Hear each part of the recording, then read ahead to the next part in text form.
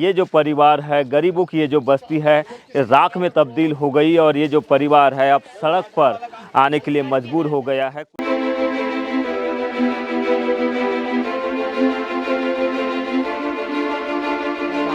मेरी एक बेटी की शादी के लिए जोड़ी थी, अब मेरे पास कोई गुंजाइश नहीं है। जी सर, कुछ नहीं है मेरे पास में।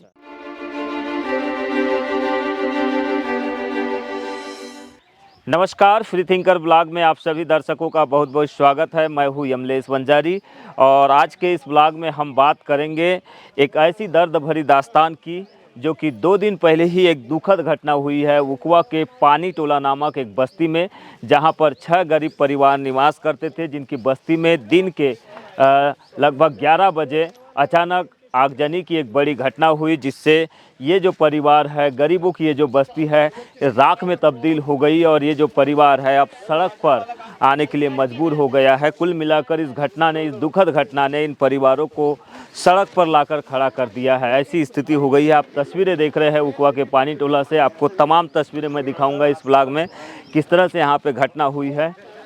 आप देख सकते हैं यहाँ पर लगभग 6 गरीबों के झोपड़े बने हुए थे, जो कि पिछले 8 से 10 सालों से यहाँ पर निवास करते थे। इनकी बस्ती में अचानक 2 दिन पहले आगजनी की घटना हुई और इस आगजनी की घटना में घर गृहस्थी का जो सामान था, जो भी सामान, कोई भी सामान यहाँ पर बच नहीं पाया है। आपको सामान की भी तस्वीर दिखाएंगे तो ऐसी पूरा सामान जो है राख में तब्दील हो गया। जगह जगह बर्बादी के निशान आपको दिखाई दे रहे हैं। लोग मायूसी में अपने इस आशियाने को देखने के बाद में मायूस हो जाते हैं।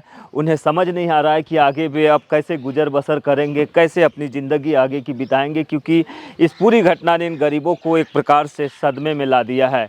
तस्वीरें देख रहे हैं, एक माता जी है, वो बड़े ही चिंतित मुद्रा में बैठी हुई है। इसी से आप अंदाज़ा लगा सकते हैं कि ये जो घटना है कैसी घटना हुई।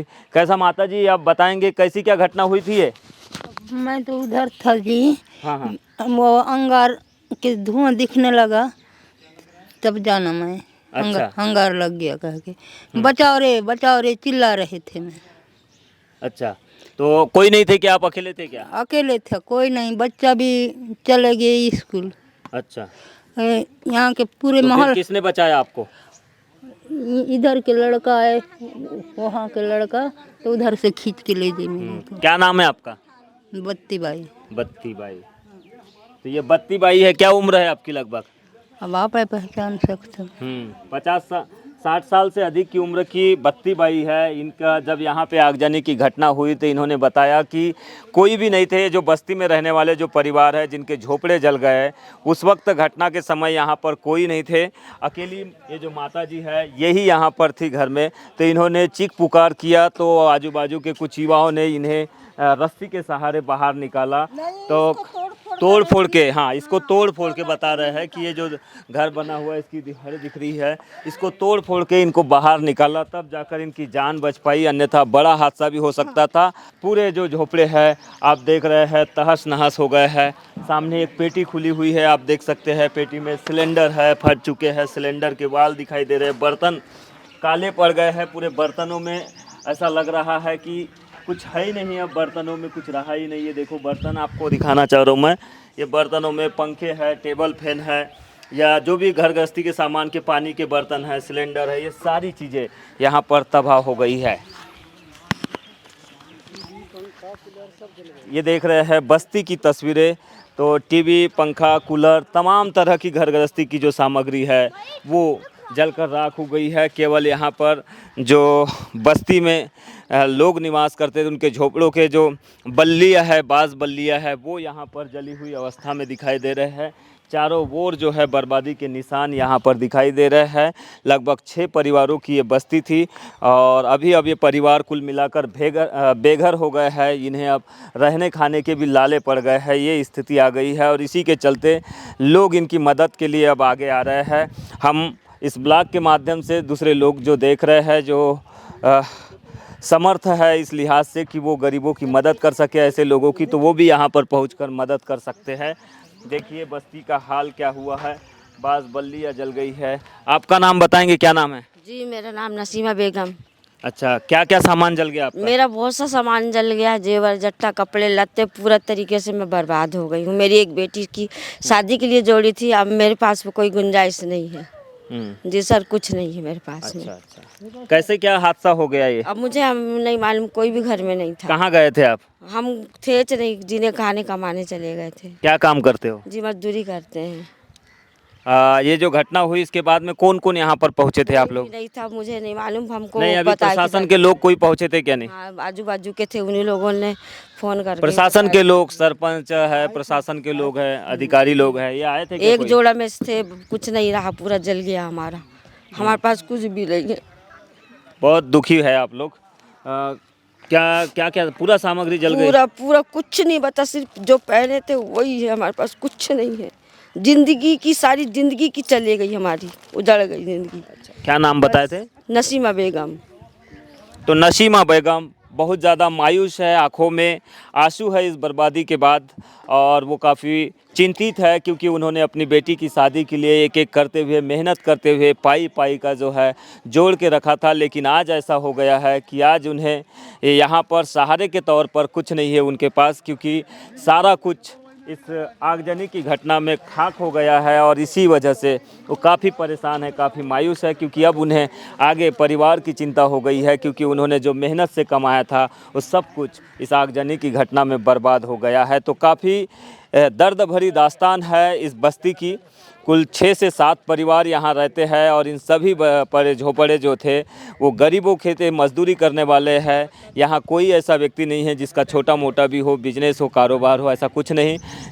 झोपड़े बनाकर ये परिवार के लोग यहाँ निवास करते थे, और इसी वजह से इन परिवारों के ऊपर जो विपदा आई है, जो आपदा हुई है, जिस तरह की ये घटना हुई है, इस घटना ने उन्हें झकझोर कर रख दिया है, तोड़ कर रख दिया है। वे अपना दर्द तक बयां नहीं कर पा रहे हैं। आपका नाम बताएंगे? क्या नाम आपका? कौशल।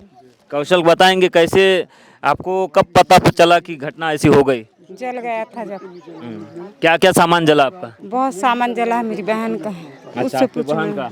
ये है आपकी बहन? अच्छा, आपका सामान जला है, क्या क्या जला है? बहुत सामान था, पेटी, पलंग, टीवी, मिक्सी, बहुत, यानी कि पूरा जितना सामान रहता हर चीज नहीं है हमारे पास, अच्छा। क्या जमा हमारे बहुत सामान रहता, इतना बहुत ज्यादा, बहुत तकलीफ, पैसे से, जेवर से, बच्चे की हर चीज मतलब ये तुम्हारी पूरी जिंदगी भर की जो मेहनत थी वो तबाह हो गई, पूरे सपने टूट गए आप लोगों के। क्या क्या अरमान आप लोगों ने पाल के रखे थे? मकान बना भी नहीं हमारे पास, लड़का की शादी करके कुछ जेवर बनाए थे, वो भी। तो बहुत ही दर्द भरी दास्तान है ये इन गरीबों की।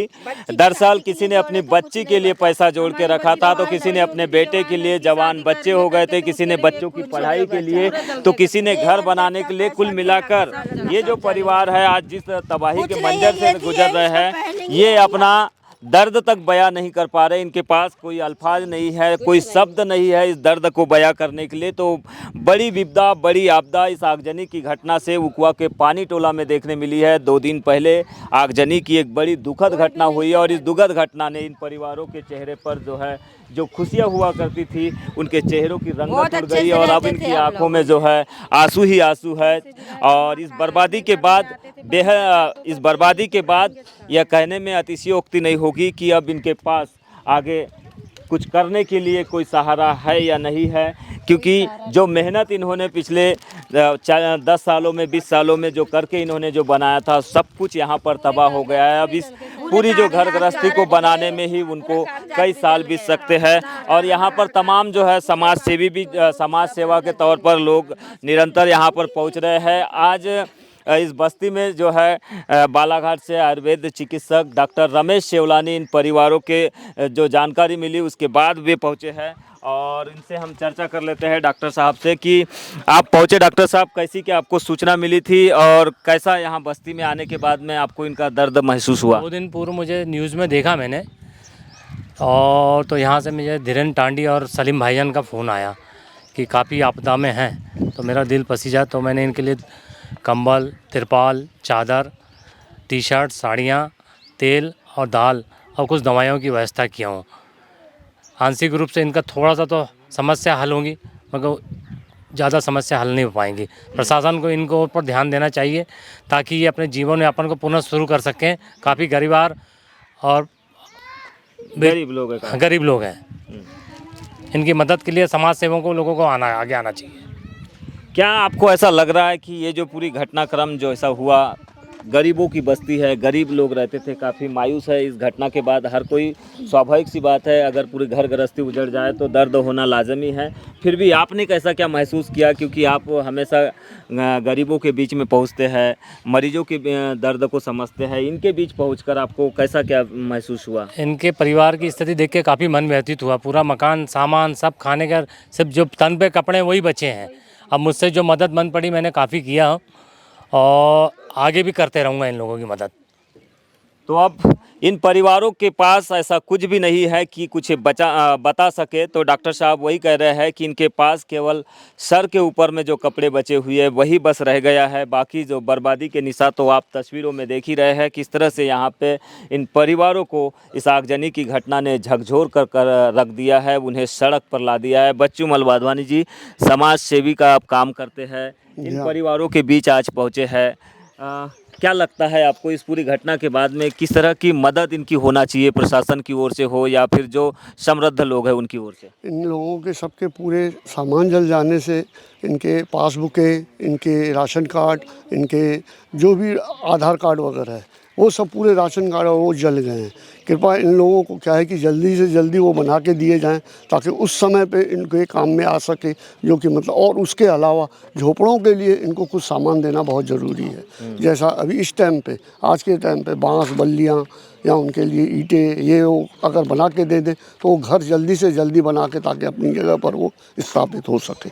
तो बच्चू मल वाधवानी को आप सुन रहे थे। इन्होंने एक बड़ी बात कही है। वर्तमान में हम देख रहे हैं कि मध्य प्रदेश सरकार और प्रशासन के लोग विकास यात्राएं निकाल रहे हैं। काश उनकी विकास यात्राएं इन बस्ती तक पहुंचे तो हो सकता है इन बस्ती वालों के जो परेशानी उन्हें उठानी पड़ रही है इस घटना के बाद में, जो सरकारी योजनाओं का लाभ इन्हें जो राशन कार्ड के माध्यम से या फिर जो दस्तावेज होते थे उसके माध्यम से मिला करता था, वो सब बर्बाद हो गया। तो ऐसी स्थिति में इन्हें यहाँ पर विकास यात्रा की बेहद ज़रूरत हमें समझ में आ रही है। प्रशासन अगर इस ब्लॉग को देख रहा होगा तो मेरी ये अपेक्षा होगी कि प्रशासन के लोग यहाँ तक पहुँचे, इस बस्ती तक, और अपनी विकास यात्रा का रुख मोड़कर यहाँ तक लाए ताकि इन गरीबों को जो घटना के वजह से अनफॉर्चुनेटली जो घटना हुई है इससे जो नुकसान हुआ है उसके एवज में जो इनके सरकारी दस्तावेज है, जो भी नुकसान हुआ है, इनको फौरी राहत के तौर पर प्रशासन मदद कराए, जिससे कि ये परिवार एक बार फिर पुनः नए सिरे से अपनी ज़िंदगी की शुरुआत कर सके।